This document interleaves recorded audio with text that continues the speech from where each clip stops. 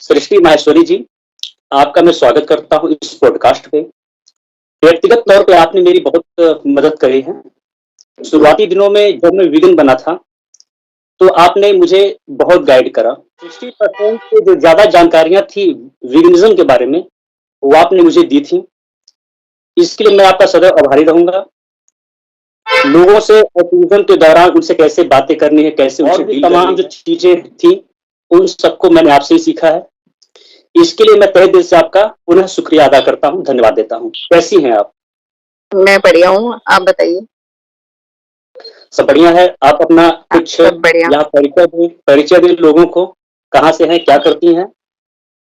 जी, मेरा नाम सृष्टि है और मैं भी इस धरती लोक की ही प्राणी हूँ।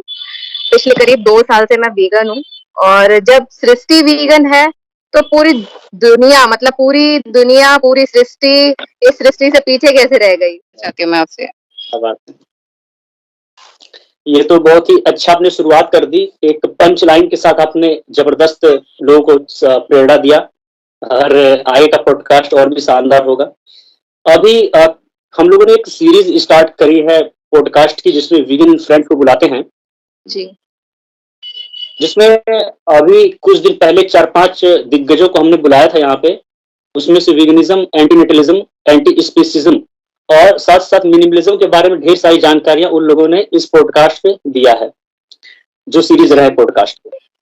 तो हम लोग विशेष तौर पे अब उस थ्योरी की बातें नहीं करेंगे और बीच में हम लोगों ने चॉप एक्टिविज्म के बारे में और साथ ही साथ और भी जो कठिन-कठिन प्रश्न होते हैं उसके बारे में बातें करी थी।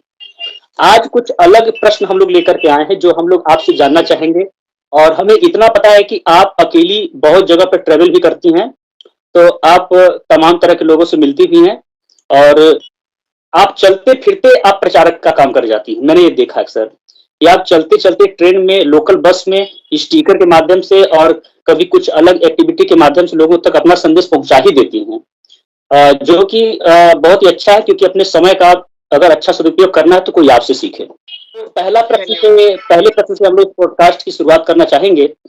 पहला प्रश्न है कि आपकी वीगन जर्नी कब से स्टार्ट हुई और कहाँ से प्रेरणा और जानकारियाँ मिली आपको? कि जो वीगन जर्नी थी, आज से करीब 2 साल पहले स्टार्ट हुई थी और मैंने वाईवी केयर की एक वीडियो देखी थी जिसका नाम कुछ डेयरी इज़ क्रूअल करके था।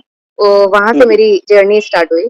मैं बचपन से यानी मैं दुग्ध शाकाहार थी, तो मैं दुग्ध पदार्थों का सेवन करती थी, क्योंकि दूध और शहद की जो क्रूरता होती है वो हमें घर में क्योंकि शायद वह लोग भी उस चीज़ से अवगत नहीं है कि वो कितनी ज़्यादा क्रूअल प्रक्रिया से हम तक पहुँचता है। तो मैंने वो जब वीडियो देखी तो मुझे सारे दृश्य मेरे सामने आ गए।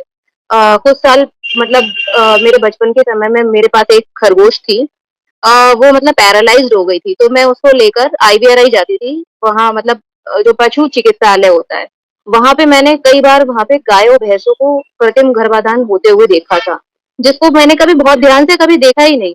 बट जब मैंने ये वाईवी केयर की डेयरी स्टूअल वीडियो देखी थी, तो मुझे सारा कुछ इतना पता चला कि कितनी सही में कितनी क्रूर प्रक्रिया है। लोग जैसे बोलते हैं कि आर्टिफिशियल इंसेमिनेशन तो इंसानों में भी होता है, बट वो प्रक्रिया और जो पशुओं के साथ हो रही है उसमें बहुत जमीन आसमान का अंतर है। लोग चाहें तो जाकर यूट्यूब पे देख भी सकते हैं, दोनों तरह की वीडियो उन्हें मिल जाएंगी कि इंसानों में किस तरह से प्रक्रिया होती है और इंसान जब करवाता है आर्टिफिशियल इंसेमिनेशन, जिसे हम आईबीएफ भी बोलते हैं आज के टाइम में, तो उसमें क्या है, उसमें इंसान की मर्जी होती है। इंसान खुद कहता है कि क्या नाम है, उसको बच्चा चाहिए तो वह बट क्या हमें ऐसा क्यों लगता है कि गाय भैंस या अन्य जीव ये चाहते हैं?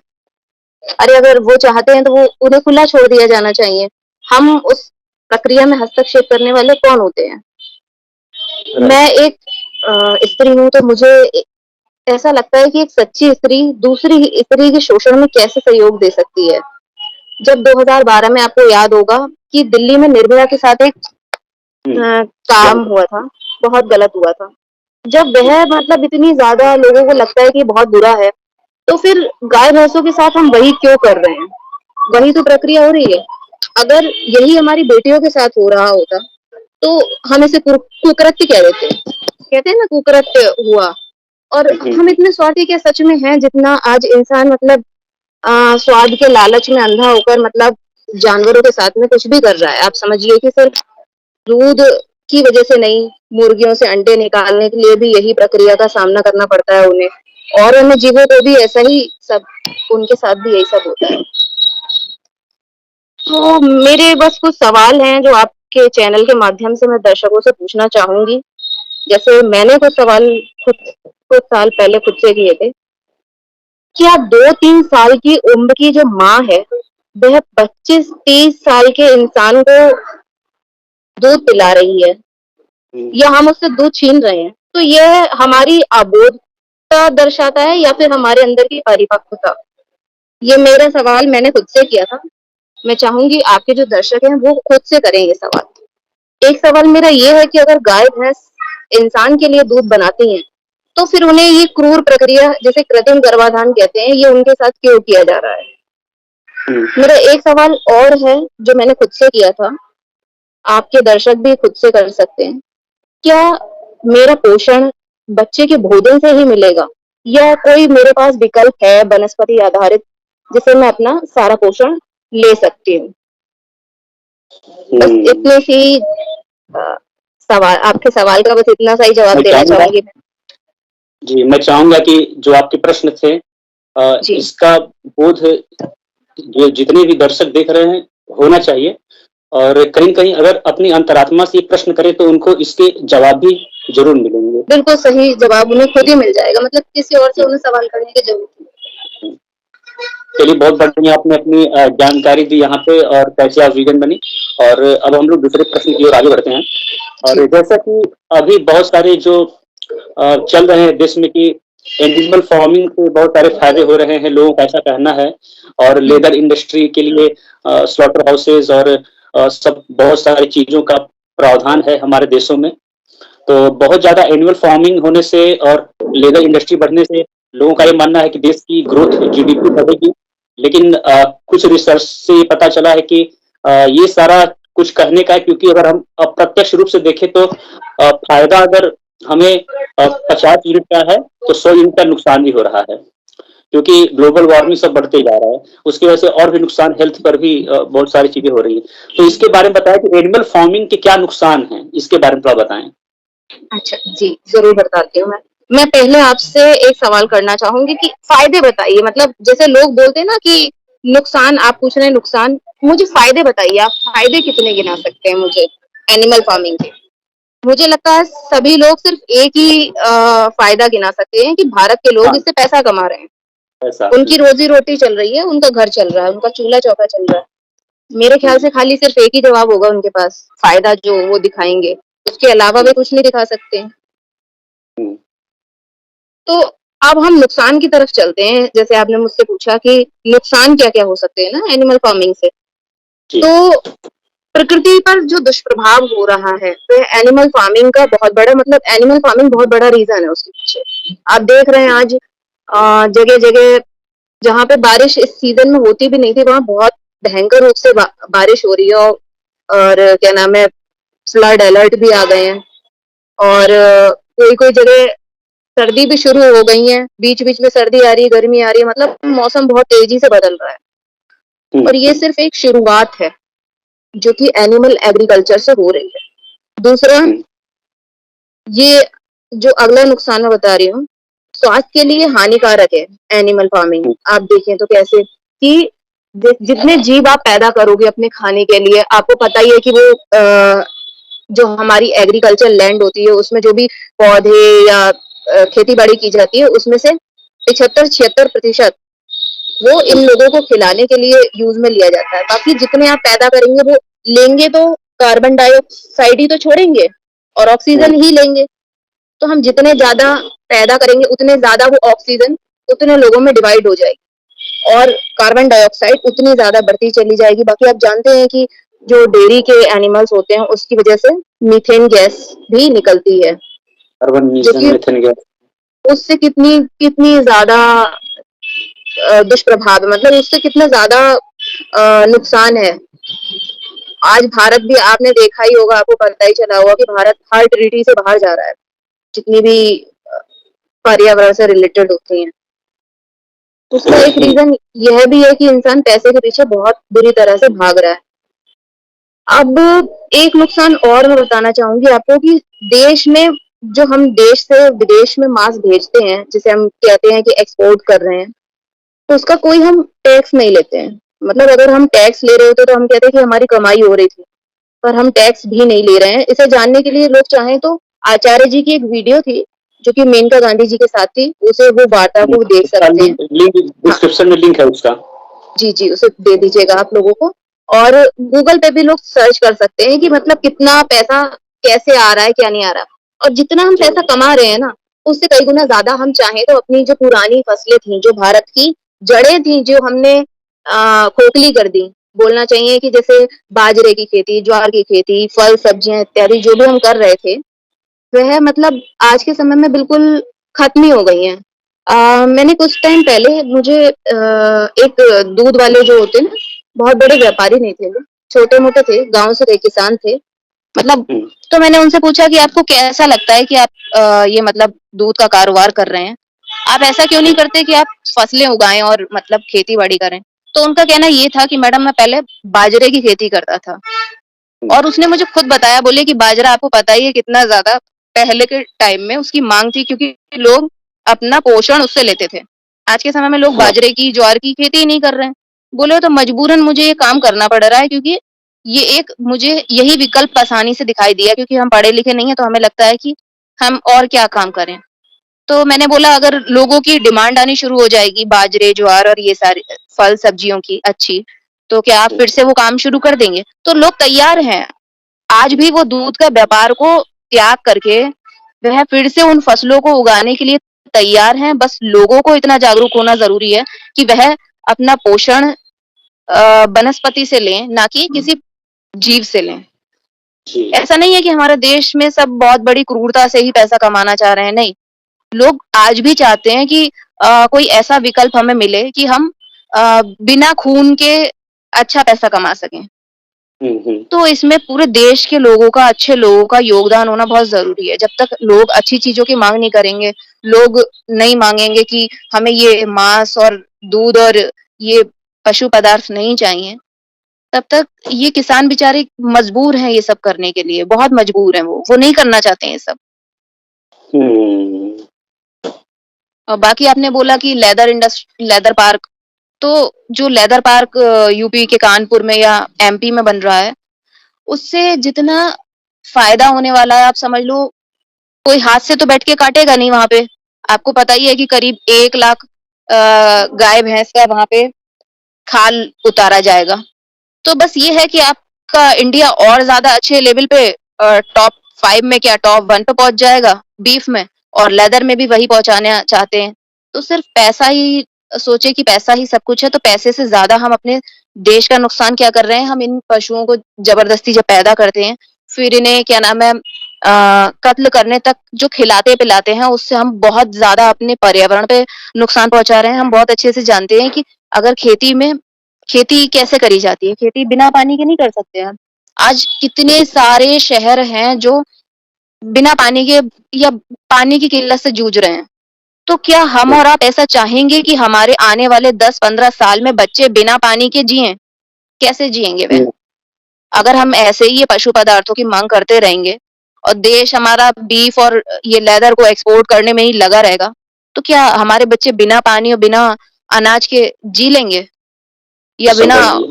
मतलब आप समझ लीजिए कि ऑक्सीजन की पूर्ति करने के लिए भी बहुत मुश्किल हो रही है। और अभी कोरोना के टाइम में इतना तो सब समझ ही गए होंगे कि जो प्रकृति हमें दे रही है उसे बर्बाद करने के बाद आप कुछ भी सही नहीं कर सकते अपने साथ। हुँ। बस आपका सवाल का मैं इतना ही जवाब देना चाहूँगी। बहुत बहुत इतना। और समझने वाले समझेंगे।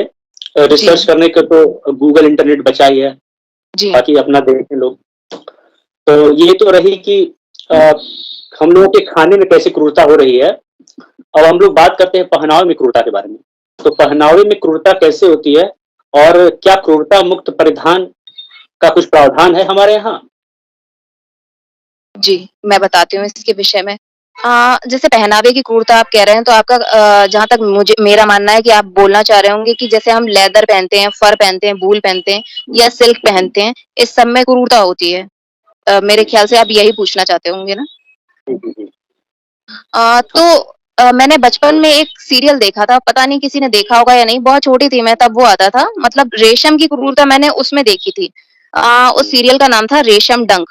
उसमें दिखाया गया हुँ, था किस प्रकार से साड़ी के लिए या किसी कपड़े को बनाने के लिए कैसे ये जो रेशम के कीड़े होते हैं, इनके कोकून को उबाल दिया जाता है।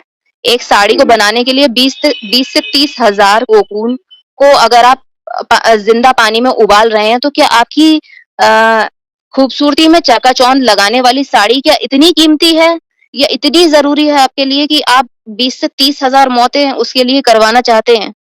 मुझे नहीं लगता हुँ, कि कोई करवाना चाहेगा, जबकि हमें पता है कि हमारे पास इतने अच्छे विकल्प हैं।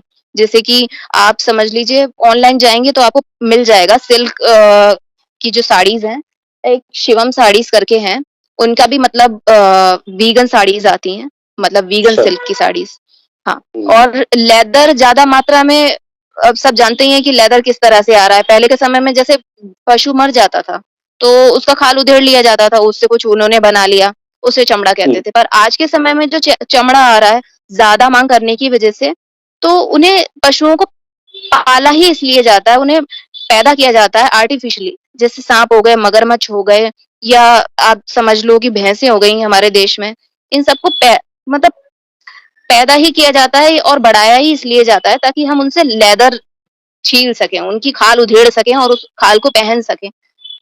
मैंने बहुत समय पहले देखा था कि एक अभियान हुआ था विदेशों में कि अ, मतलब मेरा खाल क्या मेरे लिए पर्याप्त नहीं है जो मुझे किसी और का खाल पहनने की आवश्यकता है। हुँ, तो सोचने वाली चीज़ है हमारे देश जो कि हमारा कल्चर ही कहता है कि हम प्रेम पसंद करते हैं और शांति प्रिय देश है हमारा।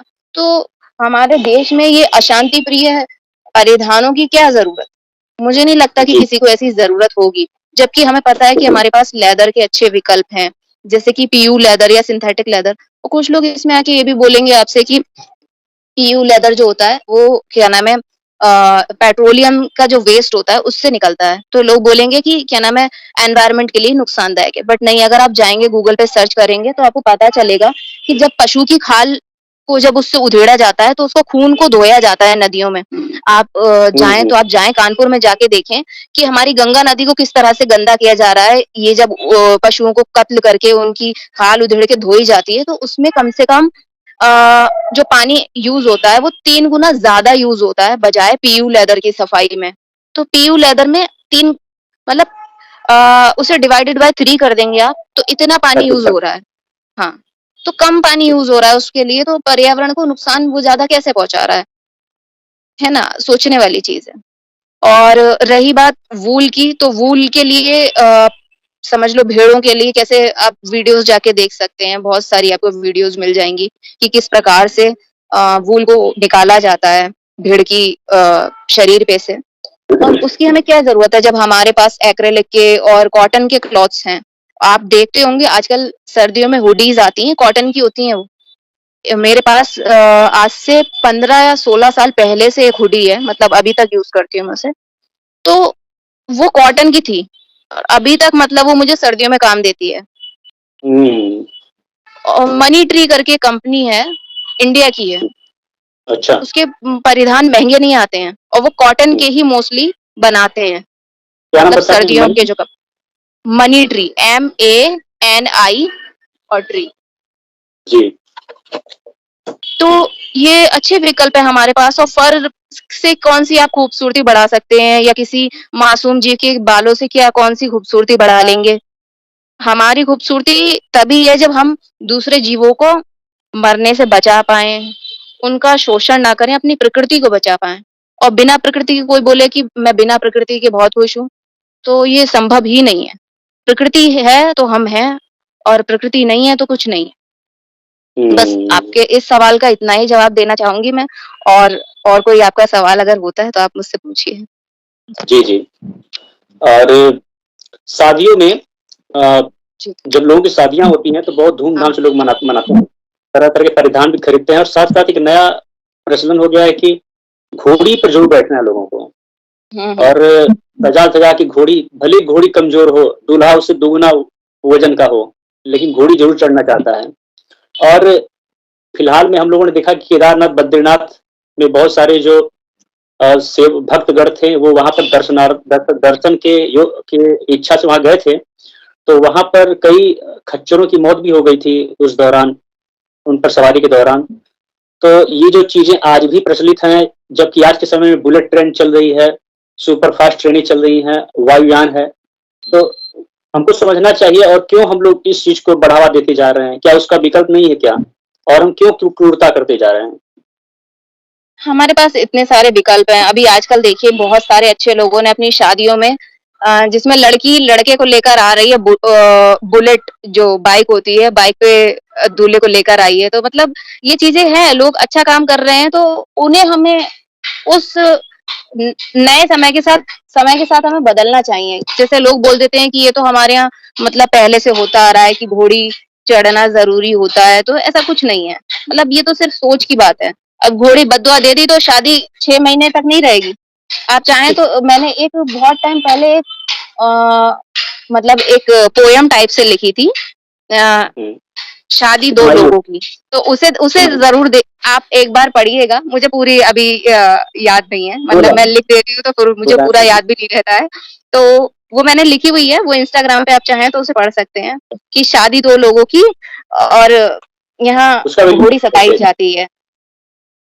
ऐसे करके है, मैंने लिखी हुई है, उसे आप पढ़ सकते हैं।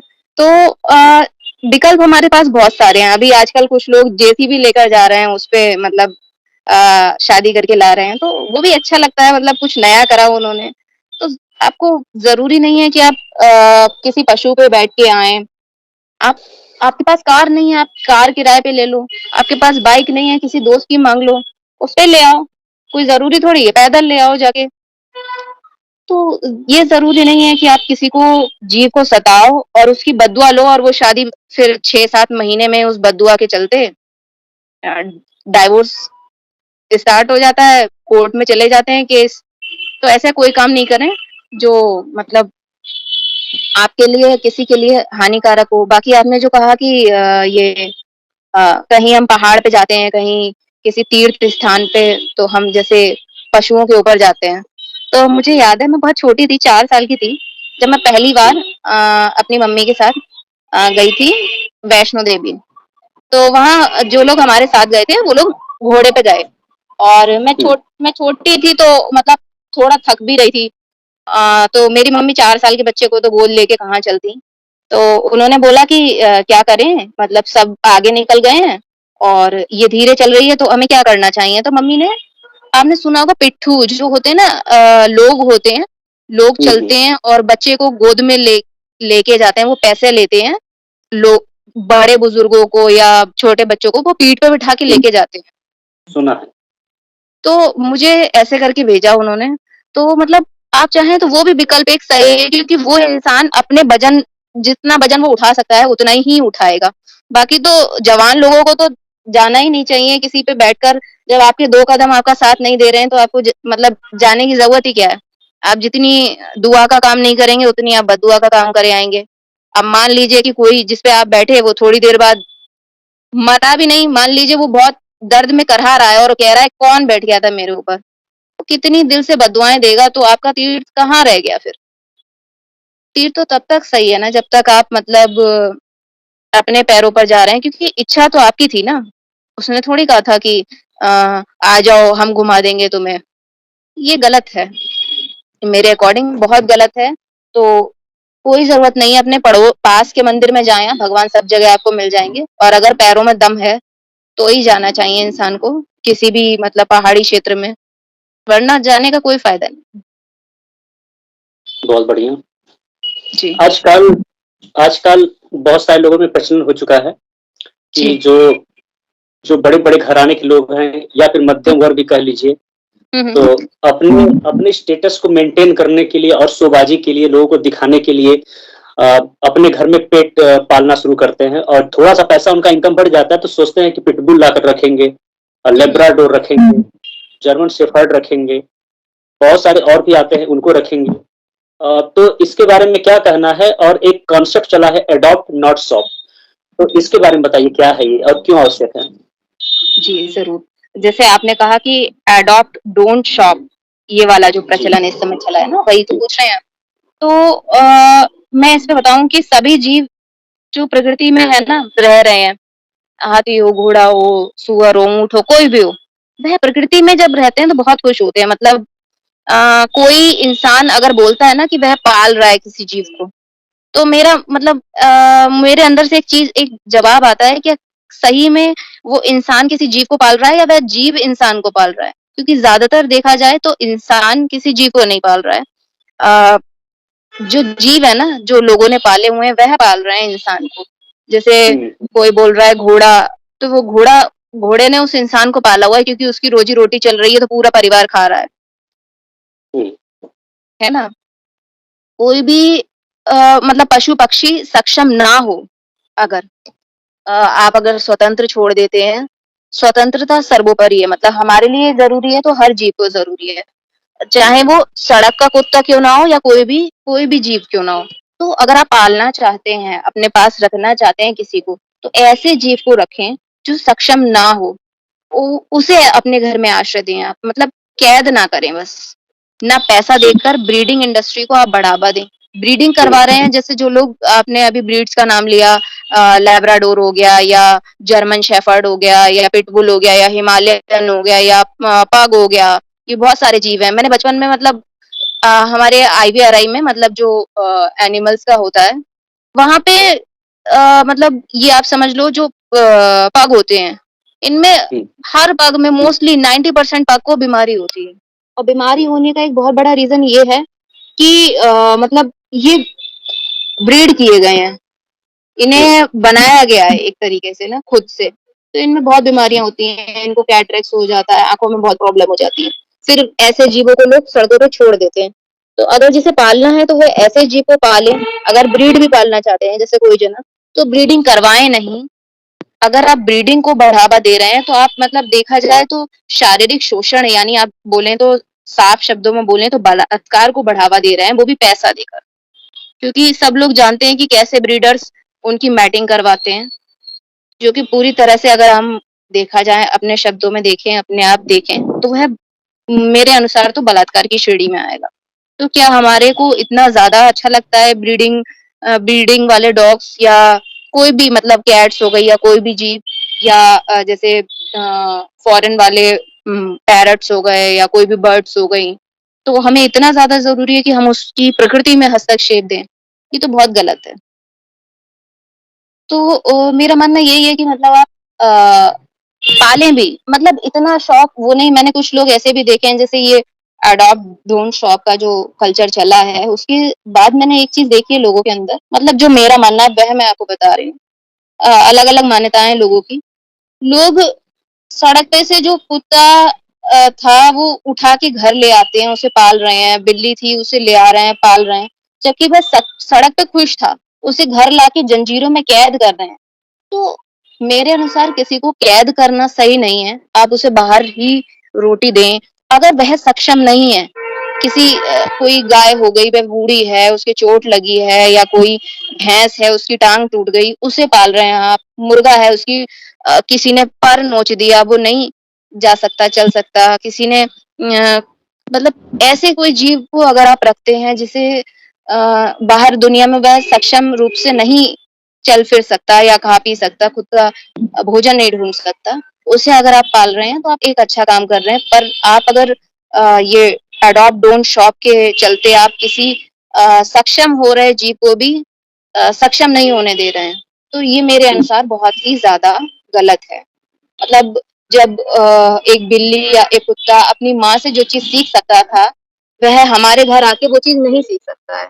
मतलब ये मैंने बहुत रियल वे में देखा है लोगों के साथ में, और बहुत सारे लोग ऐसे देखे हैं जिनके घर में 10-10, 15-15 बाहर के डॉग्स हैं और उन्होंने घर में ऐसे बुरी तरह से उन्हें कैद किया हुआ है, जो कि मुझे नहीं लगता सही है। आप अगर रख रहे हैं किसी को और कैद कर रहे हैं तो ये मेरे अनुसार बिल्कुल सही नहीं है।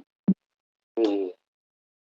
बाकी इसी बहुत के साथ मैं आपके इस सवाल के जवाब को विराम दूँगी और आपके कोई और सवाल हो तो आप ज़रूर पूछिए। नहीं, नहीं अभी हम लोग बहुत प्रश्न अभी करेंगे आपसे लेकिन आज नहीं। हम लोग जी, दूसरे ज़रूर, पॉडकास्ट में आएँगे, नेक्स्ट पॉडकास्ट में आएँगे तो बातें करेंगे। ढेर सारे ज़रूर। प्रश्नों को लेकर के आएँगे आज आपके पास समय नहीं था, फिर भी आपने बहुत बेशकीमती समय निकाला, क्योंकि आज आपका एक्टिविज्म है और बहुत सारे घर के काम होते हैं आप लोगों के, और तो इसीलिए मैं आपको बहुत धन्यवाद देता हूँ। आपको मैं थैंक यू करना चाहता हूँ, क्योंकि थैंक यू की बात नहीं है। मैं चाहती हूँ कि आपके जो दर्शक हैं वह अच्छी जिंदगी को फॉलो करें। मैं कुछ अपील करना चाहती हूँ जो आपके चैनल के जो दर्शक हैं उनसे, कि मतलब देश के हर नागरिक से मैं ये एक अपील करना चाहती हूँ कि आपको जैसे आपके घर में जो स्त्रियां हैं उनकी इज्जत अगर आपके लिए प्यारी है, तो फिर दूसरे जीवों की भी स्त्रियों की इज्जत करना सीखें। मतलब आपका भोजन या आपके कपड़े या आपका एंटरटेनमेंट इतना ज्यादा आवश्यक नहीं है कि उसके लिए आप किसी दूसरे जीव के शोषण में हिस्सेदार बने, अपना पैसा देकर उसको प्रोत्साहन दें। तो मुझे लगता है मेरे देश का हर एक नागरिक बहुत अच्छा है, हर एक जाति, हर एक धर्म से लोग आज वीगन जीवन शैली अपना रहे हैं। मैं मतलब मुझे लगता है कि मुझसे बहुत ज्यादा अच्छे लोग इस दुनिया में हैं। तो जब मैं वीगन बन सकती हूँ तो आप लोग क्यों नहीं बन सकते? और वीगन होने से भी ज्यादा आज के समय में अगर देखा जाए तो हमारे भारत में अगर मैं देखूं तो वीगन होने से भी ज्यादा जरूरी है कि हम पहले नंबर पे एंटी नेटलिस्ट हों, जो कि आज बहुत जरूरी है। हम 800 करोड़ हो चुके हैं, हमारा देश इस मतलब एरिया वाइज देखा जाए तो 7वें स्थान पे आता है, और पॉपुलेशन वाइज देखा जाए तो हम बिल्कुल बराबर पे पहुंच चुके हैं चाइना से। तो ये चीज बहुत ज्यादा गलत होने वाली है आने वाले समय में, तो इसे हमें कंट्रोल करने की जरूरत है। गवर्नमेंट से भी अपील करना चाहूंगी कि मतलब देश में कानून लाएं ताकि लोग रुक जाएं एक लिमिट पे, और जो हमारे रिसोर्सेज हैं जो कि बहुत ही लिमिटेड मात्रा में हैं, वो बिल्कुल ऐसा ना हो कि जो 15 साल चल सकते थे वह 10 साल में खत्म हो जाए, और हम अपने सामने अपने परिवारों के, अपने छोटे बच्चों को अपनी आंखों के सामने दम तोड़ते हुए देखें। तो यह बहुत ही गलत होगा। तो कृपया करके अपनी धरती को, इस पर्यावरण को बचाएं। आपका एक छोटा सा मतलब आप खुद को अगर बदलते हैं ना, छोटा सा योगदान इस दुनिया को बचा सकता है। और मतलब कुछ लोग ऐसे आज के टाइम में जैसे बोलते हैं कि हम तो ये धरती को बर्बाद कर देंगे, कोई बात नहीं है, तो हम मार्स पे चले जाएंगे। तो जो लोग ये ऐसा बोलते हैं, मैं चाहूंगी उनसे कि वो कल अगर मार्स पे जा रहे हैं तो आज चले जाएं, पर इसे बख्श दें, इस धरती को बख्श दें। और जो लोग यहाँ पे रहना चाहते हैं और चाहते हैं कि उनके बच्चे और उनका परिवार खुशहाली से जिए, तो कृपया करके पर्यावरण के साथ में ऐसा कुछ ना करें। मतलब जो आप कर रहे हैं अपने खान पान और पहनावे के चक्कर में, वो सब ना करें। और बस इतना सा ही मैं चाहूंगी आपसे। आप अच्छे लोग हैं, अच्छा रास्ता अपनाएं, वीगन बने, एंटीनेटलिस्ट बने और मिनिमल लाइफ जिए। बहुत खुशी महसूस होगी आपको। और यकीनन बताऊं तो मुझे मतलब मैं वीगन जब हुई थी तो मैं वीगन हुई थी सिर्फ क्योंकि मुझे एनिमल से बहुत मतलब लगाव था। मैं नहीं चाहती थी कि मेरी वजह से किसी को नुकसान पहुंचे। तो मतलब मैं चाहती हूँ कि ऐसा सब लोग ऐसा सोचें। बस इसी के साथ मैं समाप्त करना चाहूंगी, अपनी वाणी को विराम देना चाहूंगी। जी, आपकी वाणी के साथ ही इस पॉडकास्ट का भी हम लोग विराम कर देते हैं। जी, धन्यवाद। Thank you. धन्यवाद।